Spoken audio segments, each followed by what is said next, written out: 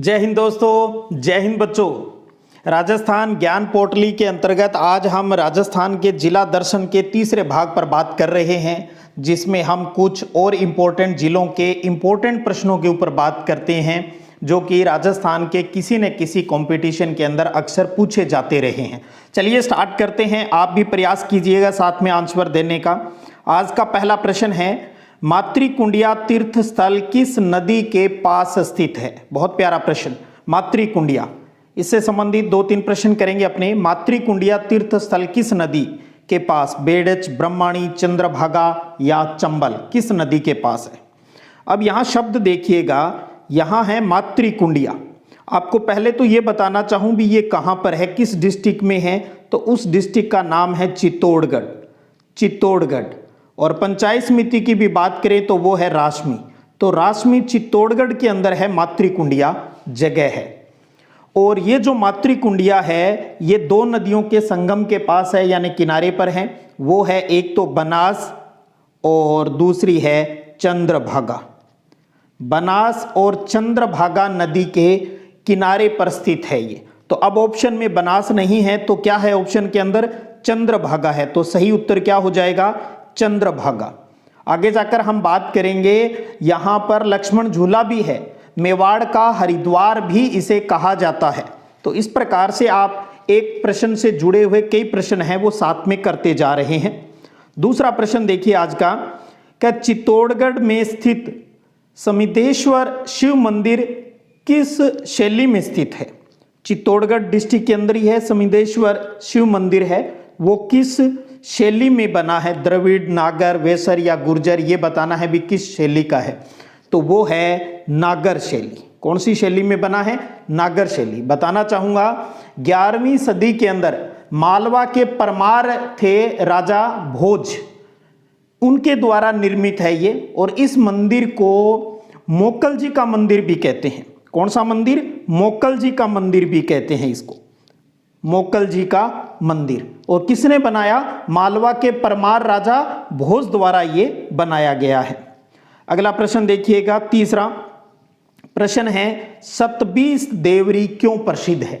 सतबीस, नाम में ही देख लें, सतबीस यानी 7 + 20 टोटल कितना हो गया? 27, जैसे सतबीस कहा जाता है। सतबीस देवरी क्यों प्रसिद्ध है? भी ये एक शिव मंदिर है, समाधि स्थल है, या जैन मंदिर है, या नाथ संप्रदाय का स्थान है? तो सतबीस देवरी है एक जैन मंदिर है भी, जैन मंदिर के रूप में ये प्रसिद्ध है। और इसमें 27 देवरियां हैं वो बनी हुई है। अगला प्रश्न देखिएगा, प्रश्न है, सांवलिया सेठ के नाम से प्रसिद्ध है शालीग्राम, श्री कृष्ण, चित्तौड़गढ़ व नगर सेठ और भ्रमर, क्या प्रसिद्ध है? सांवलिया सेठ के नाम से किन्हें जाना जाता है? बहुत प्यारा प्रश्न है, अक्सर भजनों में सुना होगा सांवलिया सेठ। तो सांवलिया सेठ के नाम से किन्हें जाना जाता है? श्री कृष्ण को सांवलिया सेठ। अब सुनिएगा इससे जुड़ी हुई बात, यह है चित्तौड़गढ़ की बात करते हैं। चित्तौड़गढ़ डिस्ट्रिक्ट के अंदर है मंडपिया। चित्तौड़गढ़ के अंदर क्या है? मंडपिया। मंडपिया गांव में सांवलिया जी का विश्वविख्यात मंदिर है, जो कि काले पत्थर की श्री कृष्ण की वहां पर मूर्ति है वो बनी हुई है। और वो जो भक्त लोग हैं वो उसे सांवलिया सेठ कहते हैं। और स्थानीय लोग हैं वो सांवलिया जी को अफीम के देवता के रूप में भी वहां पर पूजते हैं, क्योंकि ये इसकी खेती वहां पर होती है। तो मंडपिया, चित्तौड़गढ़, सांवलिया सेठ, श्री कृष्ण, इतनी बात दिमाग में रखिएगा। अगला प्रश्न है, क्या बामनी व चंबल नदी के संगम क्षेत्र बैंसरोडगढ़ में स्थित 9 मंजिलों के समूह का नाम क्या है? बामनी और चंबल नदी है, उनके संगम क्षेत्र दोनों कहाँ मिल रही है? बैंसरोडगढ़ में मिल रही है। वहाँ 9 मंदिरों के समूह का नाम क्या है? ओसिया के मंदिर, समितेश्वर शिव मंदिर, बाड़ोली के शिव मंदिर या किराड़ू के शिव मंदिर। ओसिया जोधपुर में है, किराड़ू है वो बाड़मेर में है, समितेश्वर चित्तौड़गढ़ के अंदर है, बाड़ोली के शिव मंदिर भी यही है। तो दूसरे और तीसरे के अंतर्गत ही कोई न कोई आंसर होगा। तो ये है कौन सा? बाड़ोली के शिव मंदिर, चित्तौड़गढ़ के अंदर बाड़ोली के शिव मंदिर। बाड़ोली जगह का ही नाम है, बाड़ोली के शिव मंदिर। यहाँ 9 मंदिरों का समूह है। और बामनी और चंबल नदी का संगम क्षेत्र है बैंसरोडगढ़। और डिस्ट्रिक्ट की बात आए तो कौन सा है? चित्तौड़गढ़ के अंदर है बाड़ोली का शिव मंदिर। अगला प्रश्न देखिएगा छठा, कि राजस्थान के किस जिले की आकृति घोड़े की नाल के समान है। आप राजस्थान का मानचित्र देखेंगे तो आपको देखने पर लगेगा रियल में घोड़े की नाल जैसा है। बीकानेर, चित्तौड़गढ़, नागौर या भीलवाड़ा, तो वो है चित्तौड़गढ़। घोड़े की नाल की आकृति नुमा जो डिस्ट्रिक्ट है वो कौन सा है, चित्तौड़गढ़ है भाई, चित्तौड़गढ़। अगला प्रश्न देखिएगा, प्रश्न संख्या 7, कि चित्तौड़गढ़ का कौन सा स्थान नारियल के खोल की चूड़ियां बनाने के लिए प्रसिद्ध है। अकोला, नगरी, बस्सी या कपासा। बार बार कहता हूं प्रश्न पर गौर किया करें। पहले चित्तौड़गढ़ डिस्ट्रिक्ट की बात ही हो रही है, नारियल के खोल की चूड़ियां, इस बात पर फोकस करें।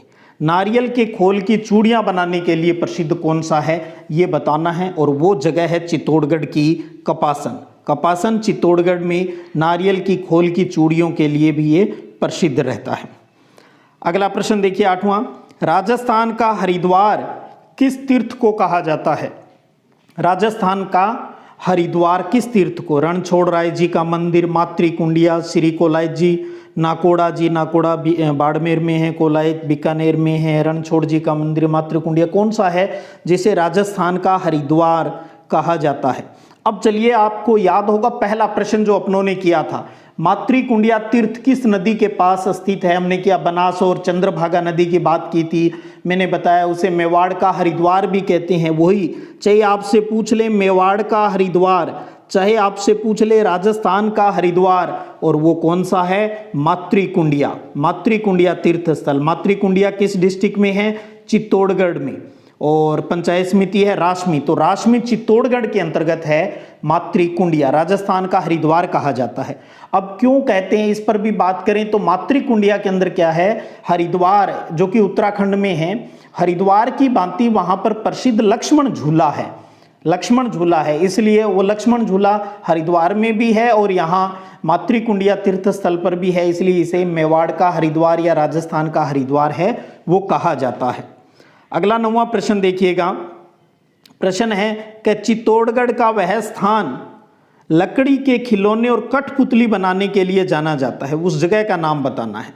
सामान्य आपसे पूछे ना तो कठपुतली के लिए उदयपुर डिस्ट्रिक्ट है वो फेमस है, लेकिन यहाँ है चित्तौड़गढ़ का वो स्थान जो लकड़ी के खिलौने और कठपुतली इन दोनों के लिए जाना जाता है। कपासन है, अकोला है, बस्सी है या निम्बाहेड़ा है, कौन सा है ये बताना है। तो ध्यान रखिए वो है बस्सी चित्तौड़गढ़। एक चीज और बता दूं, बस्सी जयपुर के अंदर भी है और बस्सी चित्तौड़गढ़ के अंदर भी है, ये भी ध्यान रखिएगा आप। बस्सी जयपुर में भी और बस्सी चित्तौड़गढ़ में भी है। तो यहाँ चित्तौड़गढ़ के अंदर जो बस्सी है वो लकड़ी के खिलौने और कठपुतली बनाने के लिए प्रसिद्ध है। अगला प्रश्न देखिएगा 10वां, विजय स्तंभ कितनी मंजिले इमारत है। विजय स्तंभ, विजय स्तंभ कहाँ है, चित्तौड़गढ़ के अंदर है विजय स्तंभ। विजय स्तंभ चित्तौड़गढ़ के अंदर जो दुर्ग है उसके अंदर है विजय स्तंभ बना है। उसकी जो मंजिल है, जो बिल्डिंग जो बनी हुई है उसमें कितनी मंजिल है ये बताना है। तो वो है 9 मंजिल, 9 मंजिला भवन है। एक तरीके से समझिए आप, विजय स्तंभ के अंदर टोटल कितनी मंजिल है, 9 मंजिल। इससे जुड़े कुछ और तथ्य है वो आगे पढ़ लेते हैं अपने। अगला प्रश्न है 11वां, कि चित्तौड़ का जैन कीर्ति स्तंभ किस तीर्थंकर को समर्पित है। चित्तौड़ का जो जैन कीर्ति स्तंभ है वो किस तीर्थंकर को, यानी जैनों के किस देवता से संबंधित है। आदिनाथ, पार्श्वनाथ, नेमिनाथ या सुमतिनाथ। तो जैन कीर्ति स्तंभ ये संबंधित है आदिनाथ से, जैनों के गुरु आदिनाथ से संबंधित है। अगला प्रश्न देखिएगा। प्रश्न है कि भारतीय मूर्तिकला का विश्वकोश किसे कहा जाता है। भारतीय मूर्तिकला का विश्वकोश किसे कहा जाता है। विजय स्तंभ, जैन कीर्ति स्तंभ, फतेह प्रकाश महल या दिलवाड़ा के मंदिर। बहुत प्यारा प्रश्न है। भारतीय मूर्तिकला का विश्वकोश कहा जाता है विजय स्तंभ को, विजय स्तंभ को कहा जाता है। और एक चीज़ और बता दूं, इस विजय स्तंभ के लिए जो चित्तौड़गढ़ में है, इसके लिए अपने जो कर्नल जेम्स टोड की बात करें भी, इन्होंने क्या कहा उसकी भी बात कर लेते हैं। विजय स्तंभ के लिए कर्नल जेम्स टोड ने क्या कहा, उन्होंने कहा भी ये कुतुब मीनार से भी बेहतरीन इमारत है। तो प्रश्न आ जाता है कई बार भी विजय स्तंभ के लिए ये किसने कहा भी ये कुतुब मीनार से भी बेहतरीन इमारत है, तो वो है कर्नल जेम्स टोड। चित्तौड़गढ़ दुर्ग के अंदर क्या है, विजय स्तंभ का जो ये निर्माण है ये भी आप ध्यान रखिए भी किसने करवाया था। ये करवाया था महाराणा कुंभा ने। महाराणा कुंभा ने विजय स्तंभ का निर्माण करवाया था। और लगभग कहते हैं भी 1440 से 48 के दौरान जो मांडू यानी मालवा के जो सुल्तान थे महमूद खिलजी, वो उनके साथ युद्ध लड़े थे और उसमें वह जो राणा कुंभा है, महाराणा कुंभा है, वो जीत गए थे। तो उस विजय के उपलक्ष्य में इसका निर्माण है वो करवाया था। तो विजय स्तंभ का निर्माण महाराणा कुंभा ने मालवा के सुल्तान महमूद खिलजी को जब हराया तो उस जीत की खुशी में मनवाया था। और ये 9 मंजिल है, 9 मंजिल है। और इस विजय स्तंभ की एक मंजिल पर अल्लाह शब्द है वो भी खुदा हुआ है। अगला प्रश्न देखिएगा 13वां, चूलिया प्रपात किस नदी पर है। जलप्रपात यानी आप समझिए झरना। चूलिया जलप्रपात किस नदी के ऊपर है, बहुत प्यारा प्रश्न है, अब कई बार आता है ज्योग्राफी में ये। चूलिया जलप्रपात है वो किस नदी के ऊपर है। सोम, चंबल, बनास, माई, बस गोट लें, चंबल नदी। चूलिया जलप्रपात का संबंध किस नदी से है, चंबल नदी से है, चंबल नदी से। अगला प्रश्न है, ओराई व बामनी नदियों के उद्गम पर कौन सा वन्य जीव अभयारण्य स्थित है। ओराई और बामनी नदियां हैं, उनके उद्गम पर कौन सा वन्य जीव अभयारण्य है। गजनेर, रणथंबोर, घना पक्षी अभयारण्य या बस्सी, कौन सा है ये बताना है। तो ओराई और बामनी नदियों के उद्गम पर बस्सी है अभयारण्य, चित्तौड़गढ़ वाला बस्सी, जयपुर वाला नहीं, चित्तौड़गढ़ बस्सी, चित्तौड़गढ़ की बात हो रही है यहाँ पर। एक हमने पहले किया था, चित्तौड़गढ़ का वो स्थान जो लकड़ी के खिलौने और कठपुतली बनाने के लिए जाना जाता है, वो भी बस्सी चित्तौड़गढ़ वाला है। अगला प्रश्न देखिएगा 15वां प्रश्न है कि अकोला ग्राम किस नदी के पास स्थित है। अकोला ग्राम किस नदी के, गंभीरी, बेड़च, बामनी या ओराई।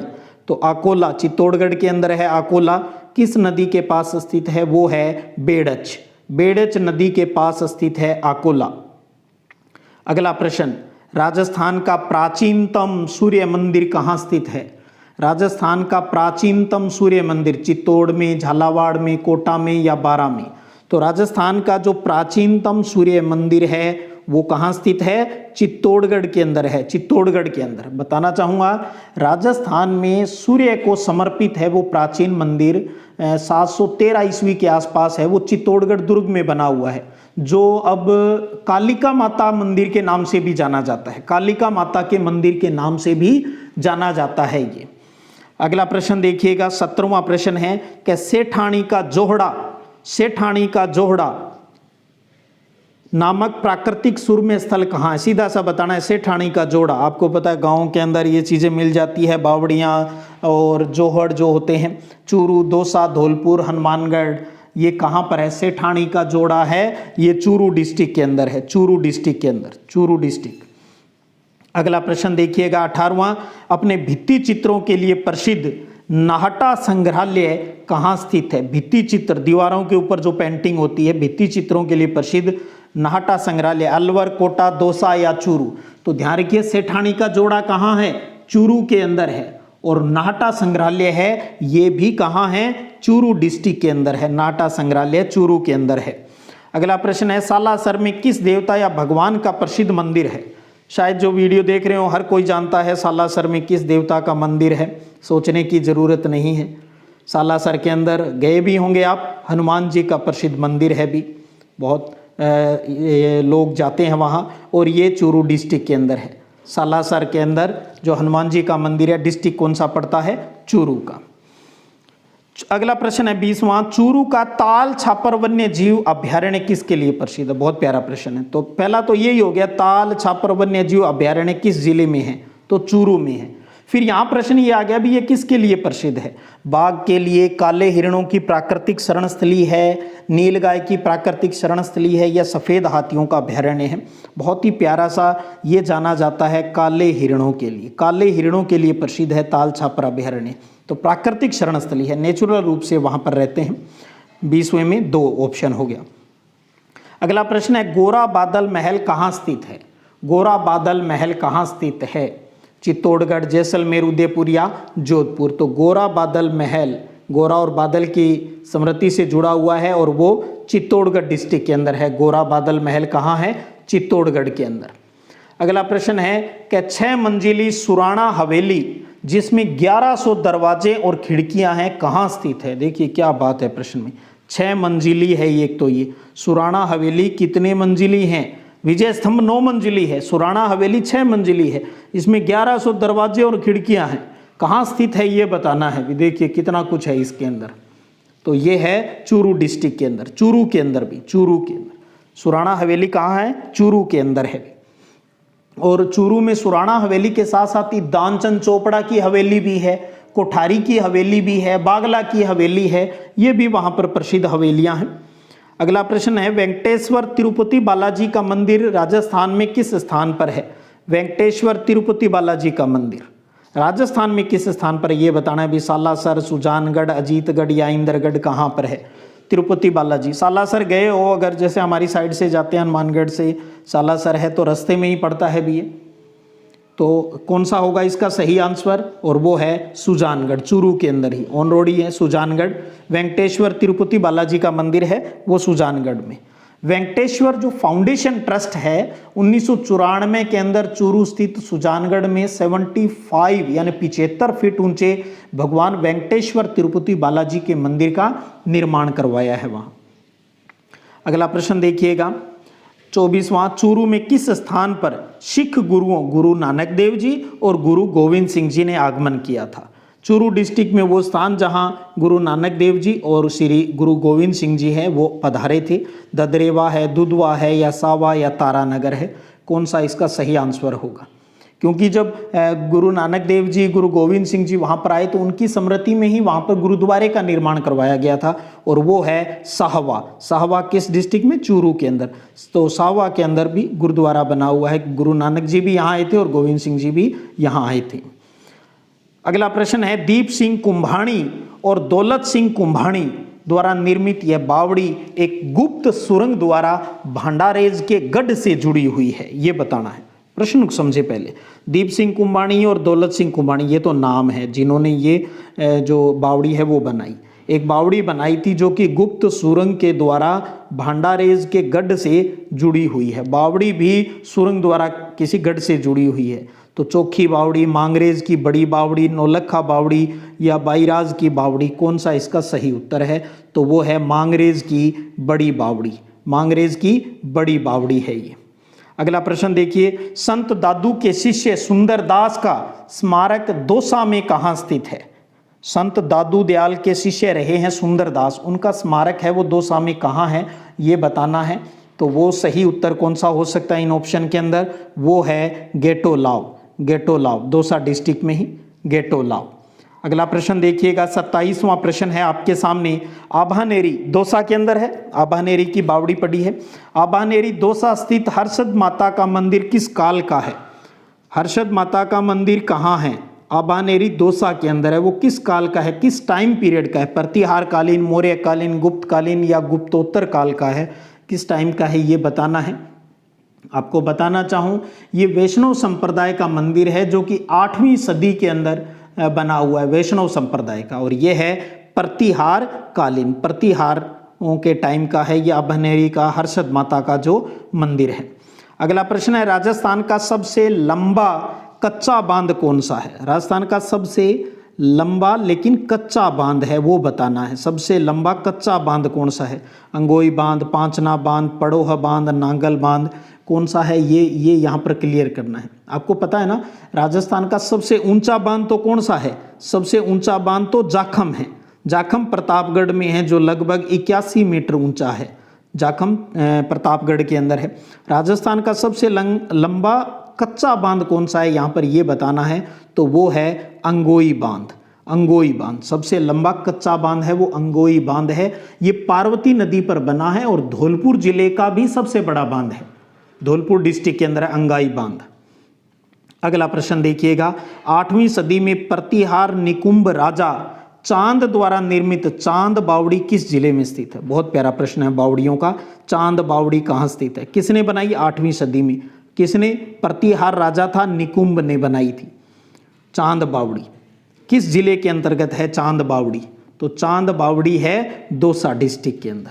चांद बावड़ी दौसा डिस्ट्रिक्ट के अंदर है।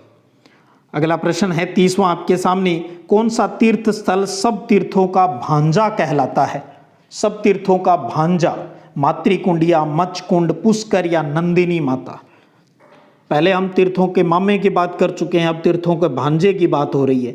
तो तीर्थों का भांजा किसे कहा जाता है? वो है मच्छकुंड। मच्छकुंड, अब ये भी ध्यान रख लेना, मच्छकुंड किस डिस्ट्रिक्ट के अंदर है? मच्छकुंड है वो धौलपुर डिस्ट्रिक्ट के अंदर है। तो तीर्थों का भांजा है वो मच्छकुंड कहलाता है, जो कहाँ है? धौलपुर के अंदर है। अगला प्रश्न है कि दमोह जलप्रपात कहाँ स्थित है? दमोह जलप्रपात कहाँ स्थित है? भरतपुर, कोटा, धौलपुर या अलवर? तो सही उत्तर क्या है इसका? सही उत्तर है धौलपुर के अंदर। दमोह जलप्रपात है वो धौलपुर के अंदर है। समर्थपुरा कस्बे से 28 किलोमीटर दूर और बाड़ी कस्बे से 33 किलोमीटर दूर सोने के गुर्जा के पास स्थित ये प्राकृतिक जलप्रपात बहुत ही अनुपम है, देखने के लिए जाते हैं लोग। तो दमोह जलप्रपात है वो धौलपुर के अंदर है। अगला प्रश्न है कि 32वां प्रश्न है, महाराजा उदयभान सिंह द्वारा किंग जॉर्ज पंचम की सिल्वर जुबली के उपलक्ष्य में सन 1935 में बनाया गया जुबली हॉल राजस्थान के किस जिले में है? महाराजा उदयभान सिंह ने बनाया, और किसकी सिल्वर जुबली मनाई जा रही थी? जॉर्ज पंचम की, अंग्रेज की। 1935 में जुबली हॉल बनाया गया था। वो कोटा, अलवर, अजमेर, धौलपुर कहाँ है ये बताना है। तो वो है धौलपुर के अंदर। तो जुबली हॉल जो जॉर्ज पंचम की सिल्वर जुबली के उपलक्ष्य में 1935 में बनाया, वो कहाँ है? धौलपुर के अंदर है भी। अगला प्रश्न देखिएगा 33वां, कि भारत का सबसे बड़ा घंटाघर निहाल टावर किस जिले में स्थित है? भारत का सबसे बड़ा घंटाघर निहाल टावर किस जिले के अंदर है? तो वो है निहाल टावर कहाँ स्थित है? धौलपुर डिस्ट्रिक्ट के अंदर है भी। सबसे बड़ा घंटाघर निहाल टावर धौलपुर के अंदर है भी। अगला प्रश्न है कि धौलपुर मिलिट्री स्कूल की स्थापना कब हुई? बहुत प्यारा प्रश्न है। धौलपुर मिलिट्री स्कूल की स्थापना कब हुई? तारीख, सन सब लिखे हुए हैं, ऑप्शन आपके सामने लिखा हुआ है। प्रश्न देखिएगा। आपको मैं बताना चाहूँ, पूरे भारत की अगर बात करें तो भारत के अंदर 5 मिलिट्री स्कूल हैं। एक तो जालंधर के अंदर है, एक बेंगलोर के अंदर है और एक बेलगांव के अंदर है, और ये हो गए 3। और इन 5 में से 2 राजस्थान में हैं। एक है धौलपुर के अंदर और एक है अजमेर के अंदर, ध्यान रखिए। तो भारत के अंदर 5 मिलिट्री स्कूल है, उनमें से 2 राजस्थान में है, एक अजमेर और एक धौलपुर के अंदर। और ये जिसकी हम बात करें धौलपुर मिलिट्री स्कूल, ये 5वां है। क्रम संख्या में बात करें तो 5वां है, और आज़ादी के बाद स्थापित है वो पहला मिलिट्री स्कूल है। यानी 1947 जब देश आज़ाद हो गया तो उसके बाद स्थापित होने वाला पहला मिलिट्री स्कूल है। तो धौलपुर मिलिट्री स्कूल की स्थापना है वो कब हुई? 16 जुलाई 1962 को। 16 जुलाई 1962 को। आपको बताना चाहूँ, मिलिट्री स्कूलों की जो स्थापना है वो तत्कालीन उस टाइम के जो रक्षा मंत्री थे श्री V.K. कृष्ण मेनन द्वारा की गई थी। कृष्ण मेनन द्वारा की गई थी। तो धौलपुर वाला 5वां है। और राजस्थान में ध्यान रखिए 2 मिलिट्री स्कूल है, एक अजमेर में है और एक धौलपुर में है। तो ये थे आज के अपने चित्तौड़गढ़, चूरू और धौलपुर डिस्ट्रिक्ट को लेकर कंपटीशन परीक्षाओं की दृष्टि से इम्पोर्टेंट जो प्रश्न थे उनका आज अपनों ने अभ्यास किया है। उम्मीद करता हूँ आप जरूर इनसे लाभान्वित हो रहे होंगे। बस आप अभ्यास करते रहिएगा, और अगर आपको अच्छा लग रहा है भी, हाँ आपका फ़ायदा हो रहा है, तो अपने साथियों को भी जोड़िएगा ताकि वो भी कुछ यहाँ से फ़ायदा है वो उठा सकें। चलिएगा, फिर मिलेंगे अगले वीडियो सेशन में। तब तक जय हिंद, जय भारत।